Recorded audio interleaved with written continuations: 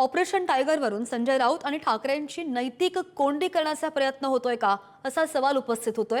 कारण की फुटीच्या चर्चेमधील 6 खासदार संसदीय दलाच्या बैठकीला पोहोचल्यास ठाकरे सेनेची कोंडी होणार आहे का अशाही चर्चा आहेत। खासदारांचा ठाकरेंच्या बैठकीला येऊन राऊतांची कोंडी करण्याचा प्रयत्न आहे का असाही सवाल उपस्थित होतोय। या 6 खासदारांनी कुठेही पक्षविरोधी विधान केलं नाही। त्यांनी लोकसभा अध्यक्ष ओम बिर्ला यांना दिलेलं पत्र उद्धव ठाकरे किंवा संजय राऊत यांच्याकडेही नाहीये। तरी संजय राऊत यांनी त्यांना गद्दार आणि काही अर्वाच्य शब्द वापरत टीका केली।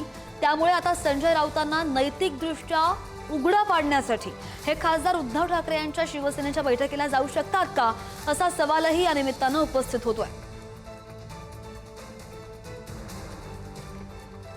या संदर्भात आणखी बोलूयात आमचे प्रतिनिधी पंकज दळवी आपल्यासोबत आहेत। पंकज, काल दिवसभर ज्या घडामोडी घडल्या त्यानंतर आता काही वेगळंच समोर येतंय, नेमकं घडतंय काय? संजय राऊत आणि उद्धव ठाकरेंच्या शिवसेनेची नैतिक कोंडी करण्याचा प्रयत्न केला जातोय का?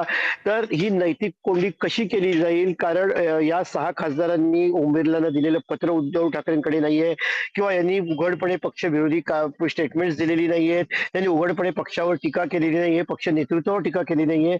असं असताना थेट पक्षाकडून संजय राऊतांकडे त्यांना गद्दार संबोधले गेले। त्यामुळे त्यांची नैतिक कोंडी जी आहे ती केली जाऊ शकते। ही कोंडी केव्हा होईल?